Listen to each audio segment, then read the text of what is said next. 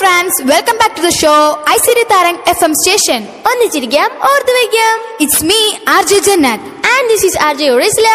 ആഘോഷങ്ങളിൽ ഒന്നിച്ചിരിക്കാം. എന്താണ് ആഘോഷങ്ങളിൽ ഒന്നിച്ചിരിക്കാമെന്നോ? നിനക്കെന്താ നമ്മുടെ ബ്രാൻഡിങ് തെറ്റിപ്പോയോ?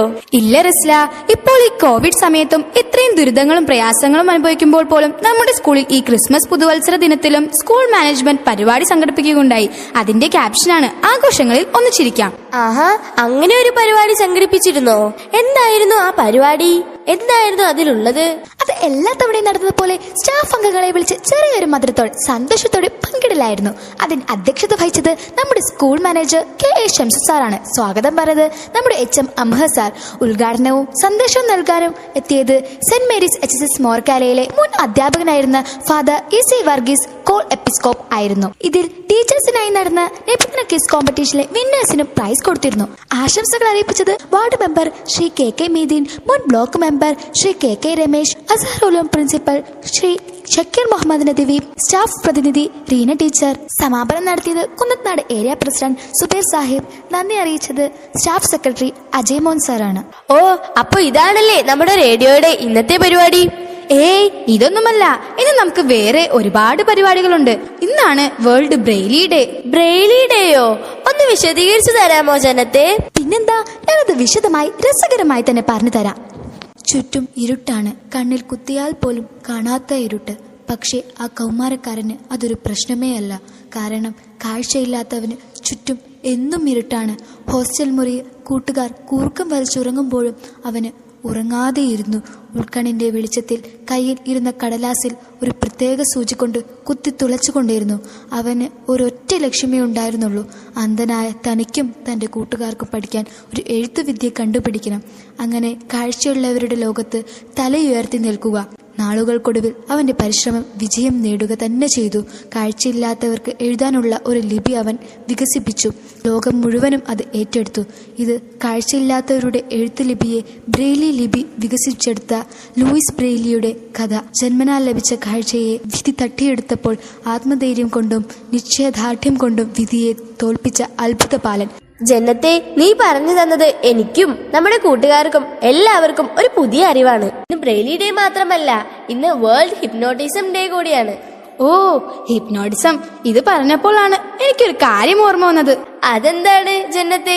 നിന്നെ ആരെങ്കിലും ഹിപ്നോട്ടിസം ചെയ്തിട്ടുണ്ടോ? ഏയ്, എന്നെ ആരും ഹിപ്നോട്ടിസം ചെയ്തിട്ടൊന്നുമില്ല.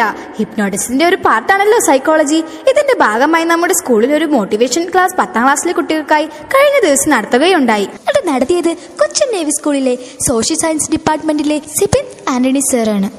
SSLC കുട്ടികളുടെ പരീക്ഷയുമായി ബന്ധമുള്ള ആശങ്കയും അവരുടെ പേടിയും എല്ലാം അകറ്റാനായി അവർക്ക് പ്രേരണ നൽകുന്ന രീതിയിലാണ് ക്ലാസ് നടന്നത്. ഇന്ന് നമ്മുടെ റേഡിയോയിൽ നമ്മോടൊപ്പം കൊച്ചിൻ നേവി സ്കൂളിലെ സോഷ്യൽ സയൻസ് ഡിപ്പാർട്ട്മെന്റിലെ സിബിൻ ആന്റണി സാറാണ് കൂടെയുള്ളത്. അദ്ദേഹവുമായി നമുക്ക് ചെറിയൊരു ഇന്റർവ്യൂ നടത്താം. വേഗം അറിയാനുള്ള ക്യൂരിയോസിറ്റി കാരണം നമുക്ക് സാറിനോട് ആദ്യം തന്നെ ക്വസ്റ്റ്യൻസ് ചോദിക്കാം. വിദ്യാർത്ഥികളോടും രക്ഷിതാക്കളോടുമായി സാറിന് എന്താണ് ഈ പുതുവത്സരത്തിൽ പറയാനുള്ളത്? പുതുവത്സരം നമുക്ക് എപ്പോഴും പ്രതീക്ഷയുടെ സമയമാണല്ലേ. എല്ലാവരും പ്രതീക്ഷയിലാണ്. പുതിയ കാലത്തിൽ എല്ലാം നല്ലതായിരിക്കും, കുറച്ചും കൂടി മെച്ചപ്പെടും. ഈ ഒരു പ്രതീക്ഷയോടെയാണ് നമ്മൾ ജീവിക്കുന്നത്. അതുകൊണ്ടാണ് പുതുവർഷത്തിൽ ഇത്രയും പ്രാധാന്യം വരുന്നത്. ഒരു മാറ്റം, നല്ല മാറ്റത്തിലേക്കായിരിക്കും നമ്മൾ പോകുന്നത് എന്ന ചിന്ത. ശരിക്കും നമ്മളൊന്ന് ആലോചിച്ച് നോക്കിയേ, ഭൂമി സൂര്യന് ചുറ്റും ഒരു 365 ദിവസം പൂർത്തിയാക്കി. ഇത്രേ ഉള്ളൂ കാര്യം. അത് നമ്മൾ ആഘോഷിക്കുന്നു. നമ്മൾ ആഘോഷിക്കുന്നത് പ്രതീക്ഷയാണ് ആഘോഷിക്കുന്നത്. അപ്പോൾ ഇനി 2021 2020 മികച്ചൊരു വർഷമായിരിക്കും എന്നുള്ളൊരു പ്രതീക്ഷയിലാണ് നമ്മൾ മുന്നോട്ട് പോകുന്നത്. എന്നെ സംബന്ധിച്ചിടത്തോളം പ്രതീക്ഷയെക്കാളും വളരെ പ്രധാനപ്പെട്ടൊരു കാര്യമാണ് ഈ മാറിയ ലോകത്തോട് നമ്മൾ അഡ്ജസ്റ്റഡ് ആകുക എന്നുള്ളത്. ഒരു വർഷത്തെ 2020 കാലഘട്ടത്തിലെ ഒരു വർഷത്തെ അനുഭവം നമ്മുടെ കയ്യിലുണ്ട്. ഈ അനുഭവത്തിൽ നിന്ന് പാഠം പഠിച്ചുകൊണ്ട് നമ്മൾ മുന്നോട്ട് പോവുകയാണ്. നമ്മുടെ പഠനമായാലും ജീവിതമായാലും നമുക്ക് കുറെ പ്രതിസന്ധികളിലൂടെ കടന്നുപോയി. ഇനിയും അത്തരം പ്രതിസന്ധികൾ വന്നാൽ പോലും അതിനെ അതിജീവിക്കാനുള്ള കഴിവും ആർജവവും ശക്തിയും നമ്മൾ ആർജിച്ചു കഴിഞ്ഞു, അല്ലേ? അതാണ് എനിക്ക് പറയാനുള്ളത്. We are better than but we were last year. കഴിഞ്ഞ വർഷം നമ്മൾ എങ്ങനെ ആയിരുന്നോ അതിനേക്കാളൊക്കെ മികച്ച വ്യക്തികളായി നമ്മൾ മാറിക്കഴിഞ്ഞു. ഈ ഒരു വർഷം നമ്മളെ സംബന്ധിച്ചിടത്തോളം എന്തുകൊണ്ടും മികച്ച വർഷമായിരിക്കും. അതാണ് എനിക്ക് പറയാനുള്ളത്. കൊറോണ കാരണം ഓൺലൈൻ വിദ്യാഭ്യാസം കഴിഞ്ഞ് SSLC +2 വിദ്യാർത്ഥികൾ സ്കൂളുകളിലേക്ക് എത്തി തുടങ്ങിയിരിക്കുന്നു. എന്താണ് അവരോട് പറയാനുള്ളത്? നമ്മൾ സ്കൂളിലേക്ക് വരുമ്പോൾ നമ്മൾ പഠിക്കുന്നുണ്ടായിരുന്നു, പഠിക്കുന്ന ആൾക്കാരുണ്ടായിരുന്നു, പഠിക്കാതെ നടന്ന ആളുകളുണ്ടായിരുന്നു, പഠിക്കാൻ സെൽഫ് മോട്ടിവേഷൻ ഉള്ള ആളുകളുണ്ടായിരുന്നു. എന്നാലും കുറേ ആളുകൾക്ക് സെൽഫ് മോട്ടിവേഷൻ ഇല്ലായിരുന്നു. നമ്മളിപ്പോൾ സ്കൂളിലേക്ക് വരുമ്പോൾ നമുക്ക് കിട്ടുന്നത് സാമീപ്യമാണ്, ടീച്ചർമാരുടെയും കൂട്ടുകാരുടെയും സാമീപ്യം. ഒന്ന് ആലോചിച്ച് നോക്കിയേ, കഴിഞ്ഞൊരു വർഷം നമ്മൾ എത്രമാത്രം അതിനുവേണ്ടി നമ്മൾ ആഗ്രഹിച്ചിരുന്നു.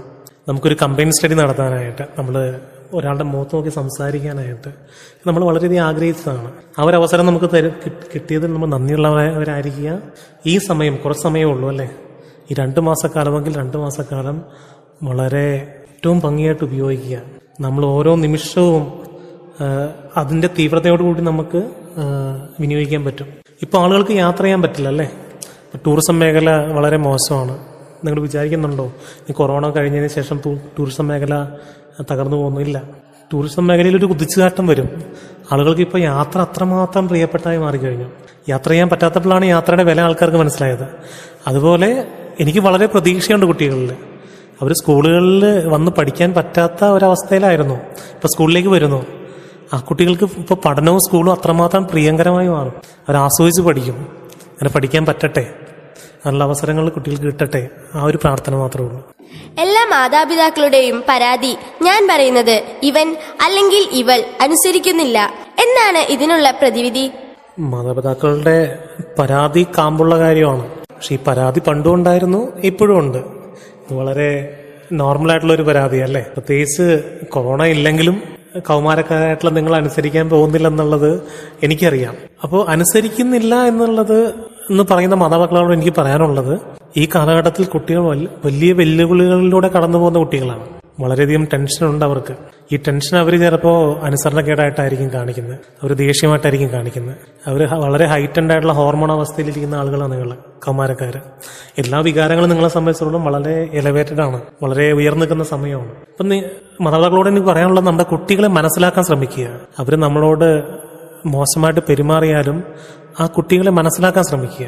അവരെങ്ങനെ ഡീൽ ചെയ്യണം എന്നുള്ളത് നമുക്കറിയാം, നമ്മളവരുടെ മാതാപിതാക്കളാണല്ലോ. കുട്ടികൾ അനുസരണക്കേട് കാണിക്കുന്നത് പ്രധാനമായിട്ടും അവരെ ആരും മനസ്സിലാക്കുന്നില്ല എന്നുള്ള ചിന്ത എന്നാണ്.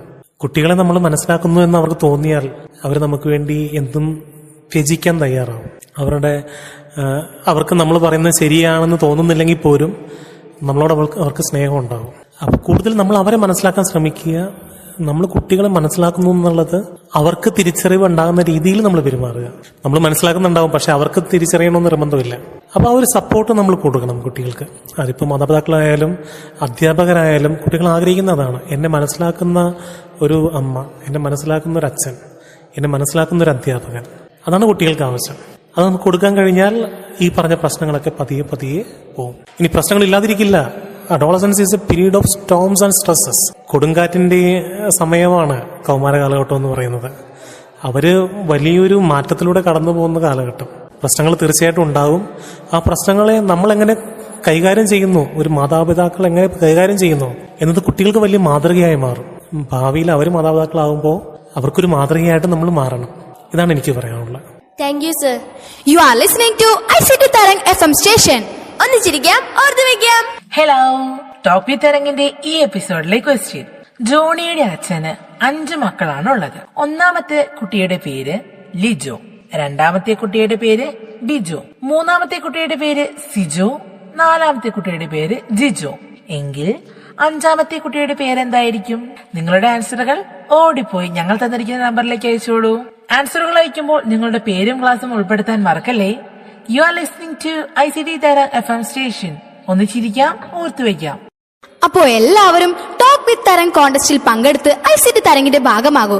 It's me RJ Jannath And this is RJ Risla signing off from ICT Tarang FM station. ഒന്നിച്ചിരിക്കാം, ഓർത്തുവെക്കാം.